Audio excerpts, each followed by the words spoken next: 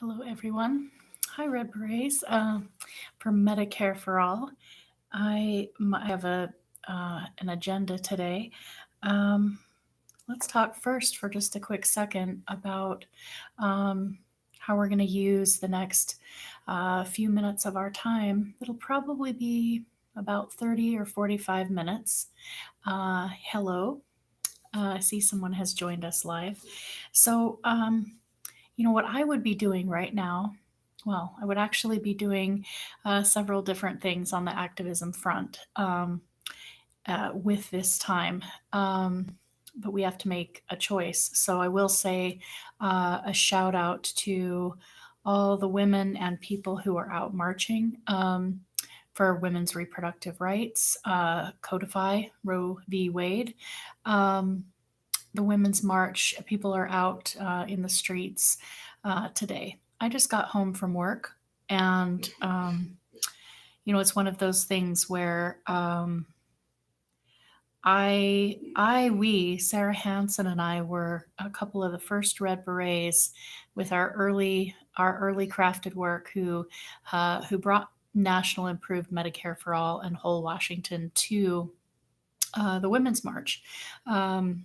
It was the second year of the Women's March, and we actually, continued to go, bringing the platform of healthcare justice to those marches and to all of the people who maybe um, were there marching for some reason, but and as the time went on, the issues became a little more pronounced or clear, and certainly. Um, all healthcare being a human right is absolutely um, should be first and foremost. If you're in the Women's March and you're out marching for women's right to an abortion, for women's right to have control of our own bodies, for all reproductive care. So, hi, Lisa. How are you? Thank you for joining and thank you for sharing this in the live feed. So that would be one thing that I would be doing today, except I prefaced what I was saying with I'm not doing that because I came home a few minutes ago and I had some house things to do, and activism time is limited.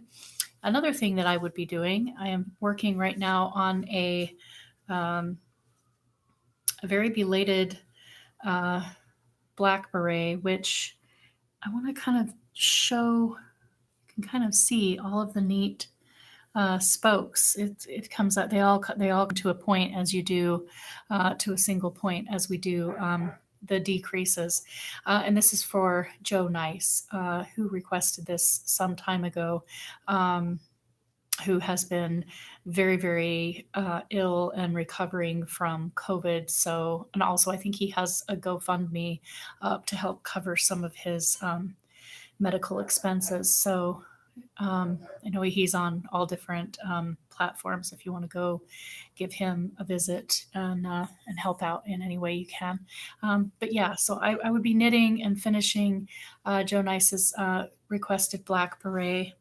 And then I would be on to the next red beret. I don't craft very much for whole Washington. Fran, who is now currently in Fran Bauer, is currently in Vermont visiting her sister and teaching her sister how to crochet, so that her sister is going to be doing some crocheting for whole Washington and National Improved Medicare for All. So that's fantastic. But I do have all these things where I'm like, oh, I'm not even crochet. People don't see my work up on whole Washington because when I do craft, I have other people that I'm sending these things to. Uh, because I just mailed one out to Kenny Ballantyne that's for somebody, and it may not get to him in time for someone that he'll be interviewing. So, whatever. We just do the best we can. But the point is, when I have activism time and I'm not on Twitter, and so I'm kind of trying to do many, many things. And so, I but what has also been weighing on my mind a lot is how do we really do need to share out all of these resources, and podcasts are wonderful ways that well, regardless if you're a crafter or not, if you're someone who's just got to get on with life things and you can be doing things throughout the house, or you have a drive or a commute or whatever, podcasts and keeping up on all of the important events and issues, and also taking the time to deepen our knowledge. So now we get to the topic of this podcast. 5 minutes in. So yeah, is that I like audible versions of things, because then I can, because time is really limited, and that's what what I would probably be doing is crafting. So if I can craft and listen at the same time, then um, that is very, very ideal. So what I'm going to do though is I want to introduce you as I want to introduce you all to, Joe Firestone's, and he's Joe Firestone, PhD, on Twitter. And he's been doing, as most of you who will probably see this might be aware, he's been helping to amplify, not just amplify, he's really started a series that is on his platform, on his YouTube channel. Which again, if you just look him up on YouTube, and it's very easy to find now, because he has a whole body of work and a lot of shows that are not necessarily affiliated with the Red Berets. But it is very easy to find if you just look up Joe Firestone Red Berets. Then all of these recent interviews that he's done with different, with Lisa Theobald, for example. And tonight will be interviewing Rebecca Parson, who's running for Congress here in the 6th Congressional District here in Washington State, in my district. So he is bringing people that have organized with or are affiliated or connected up to the Red Berets, or people who would, call themselves a Red Beret, because the Red Beret is someone who it advocates for national improved Medicare for all, and a solidarity FOF, fight on all fronts approach. So we have solidarity with local organizing, state organizing, all, direct action. Anyway, so let me get to this. So I've gone to Joe Firestone's Twitter, at Joe Firestone, PhD. And then on his profile, it says live streamer, author of 7 ebooks applying MMT, blogger, politics, macroeconomics, fiscal policy, democracy, knowledge management, IT. And then we have his website, which is joefirestone.com. So I'm going to click on that. And I'm sorry that I'm not doing fancy things like screen sharing. I trust that you can look up joefirestone.com and get to that. So what he's going to do is he's going to send me, he's given me permissions to read aloud some of his work, because the whole point that I was starting to make is that if I could knit at the same time and listen to an audible version, then that cuts, then that's 2 things that I can do at once. I can be learning MMT and all of it. He's written many other things as well. But I'll just read his website, and then he was going to email me a copy of the book that I'm going to start with. So we'll see how far we get today. This might just be the introduction of his website today. So he says, welcome to my personal website. I'm Joe Firestone, a PhD in political science and author of 11 books, 7 in politics and economics, and 4 in knowledge management, as well as a writer, researcher, blogger, speaker, and trainer. I write and talk about enhancing democracy so it will work again. I also write about enhancing equality and economic and social justice through responsible fiscal policy directed toward public purpose. I was going to say discourse, public purpose. including guaranteeing full employment, creating true universal healthcare insurance with no copays and no deductibles, strengthening the social safety net, reducing inequality, creating a Green New Deal, and closing other public purpose gap. I created this website to sharpen national and international conversations about fixing aspects of our broken democracies, especially in the United States.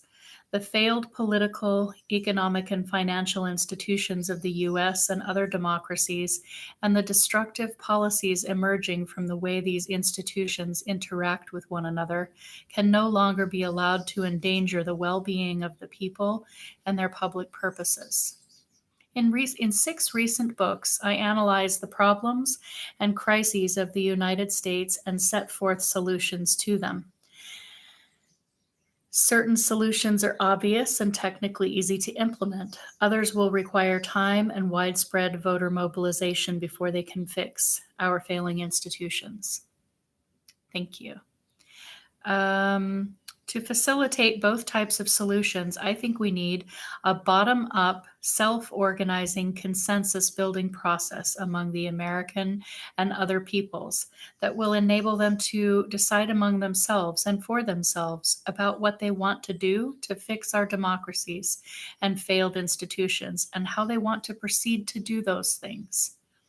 To contribute to this process, I want to share ideas about how I think we can move forward quickly to protect our lives, livelihoods, and futures before anything else goes wrong. Clicking here or on the books button below, it says above, but I think it's, well, anyway, will take you to a list of my recent books. I look forward to conversing with you on this website and in person to share our stories and ideas about what can be done immediately and incrementally about the problems, crises, and solutions they address. In addition, I hope you will be interested in reading and commenting on the blog posts published on this website. And let me know of events where I can share my thinking and debate my proposals, especially with people who might not share them entirely or at all. And finally, many of my ideas and the books I've written are very important for the current election campaign.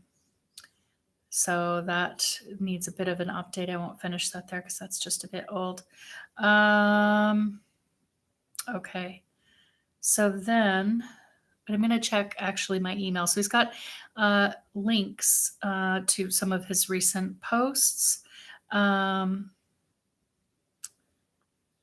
And then, links to some of the books, the ebooks that he's written. I know I'm going to see because he was going to send me, let's see if he's gotten that by now. Maybe not. That's okay because I have a plan B. Oops.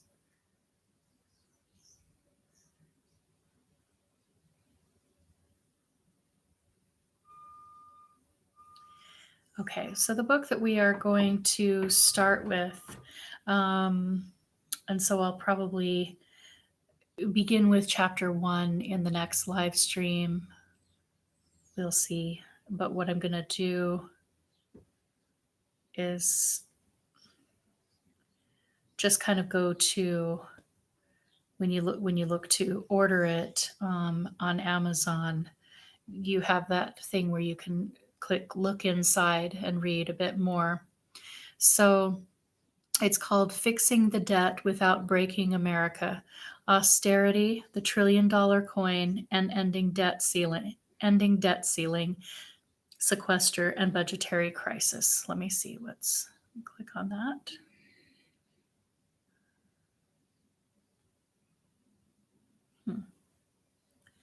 Is it really not going to let me get more than that? Maybe it will.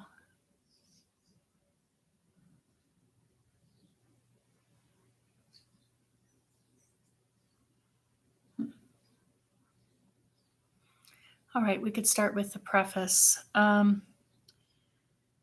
This infuriates me. The Commission is charged with identifying policies to improve the fiscal situation in the medium term and to achieve fiscal sustainability over the long run. Specifically, the Commission shall propose recommendations designed to balance the budget, excluding interest payments on the debt by 2015.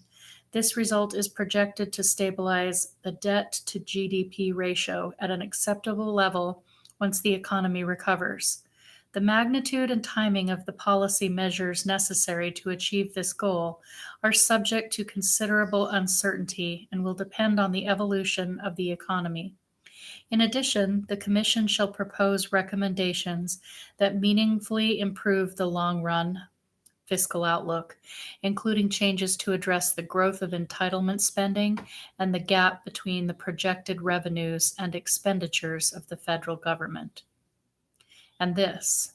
Right now, President Obama is working with leaders of both parties in Washington to reduce the deficit in a balanced way so we can lay the foundation for long term middle class job growth and prevent your taxes from going up. And this. A fiscal cliff or a mountain of debt. It will require presidential leadership to avoid either threat. While the likely approach will be to replace the slated policies with a gradual debt reduction plan that would bring the deficit down and leave the debt so that it is no longer growing faster than the economy, there are many different ways to achieve this, all with pros and cons, and many specifics that need to be filled in. And this, he says, and finally this. And it'd be nice if we didn't have to pay for them, but this is the real world that we live in. We have real choices and real consequences. Right now, we've got significant deficits that are going to have to be closed. Right now, we have significant needs if we want to continue to grow this economy and compete in this 21st century hyper-competitive, technologically integrated economy. They infuriate me because all of these statements are false and all reflect a Washington consensus about the desirability of austerity that is consolidated Treasury and hang on a minute. I feel like I'm missing something here. No, that's because, yeah, there we go. Let me back up a second. They infuriate me because all of these statements are false and all reflect a Washington consensus about the desirability of austerity that is driving economic policy in America toward a stagnating economy, a plutocratic feudal social order, extremes of economic inequality, and the death of American democracy. This book is about a counter narrative to austerity politics. It exposes its fallacies and, I hope, its closed-mindedness and futility. It also offers a way out of austerity politics. That way out is through the perspectives and truths developed by the approach to economics called variously modern money theory, MMT, modern monetary theory, or chartalism,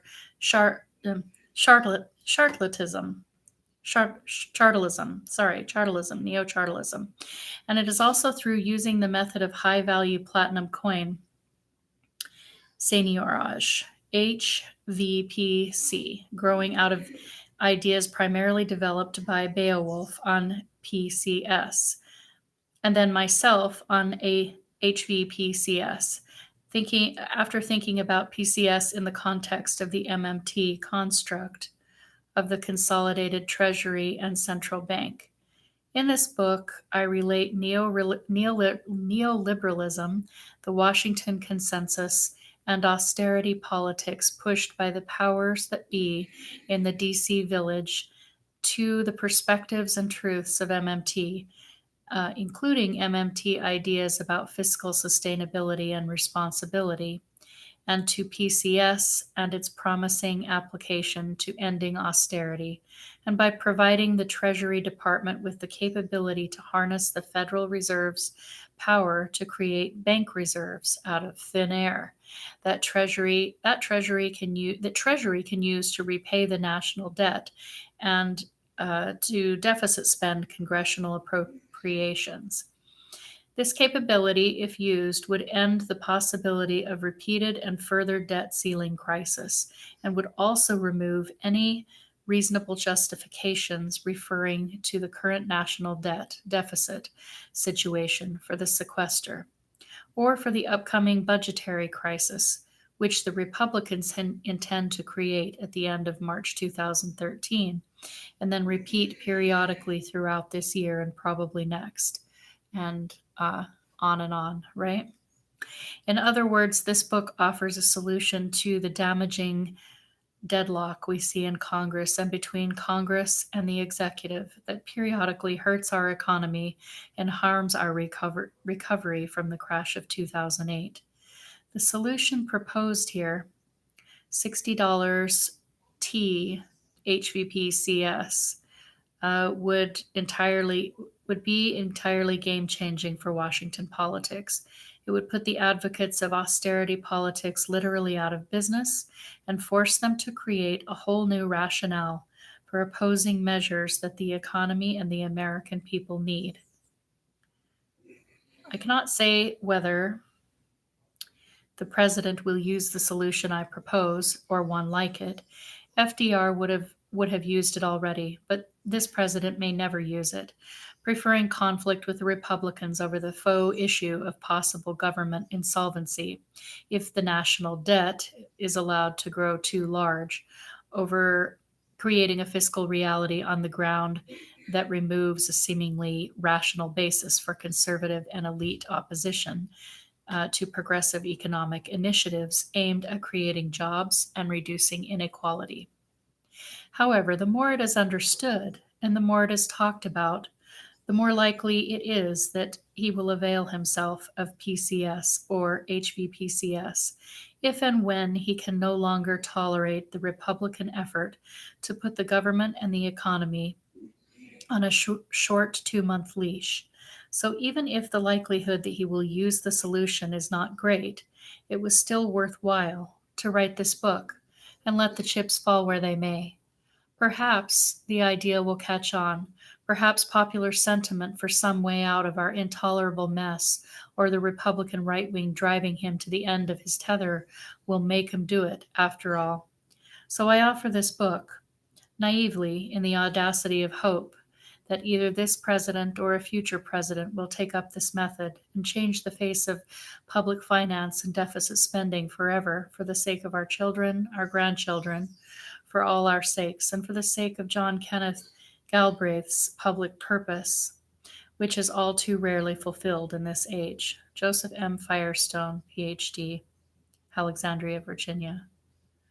So this was written in February 2013, updated in 2014. Okay. Let's see. We're at 22 minutes. Let me just check and see. I don't think that he has sent it yet. But what I'm going to do is read a chapter at a time. And so if I get the next, if I get the book that he's going to email to me, I will pick up and read the first chapter. That was just the preface. Okay, thank you for now.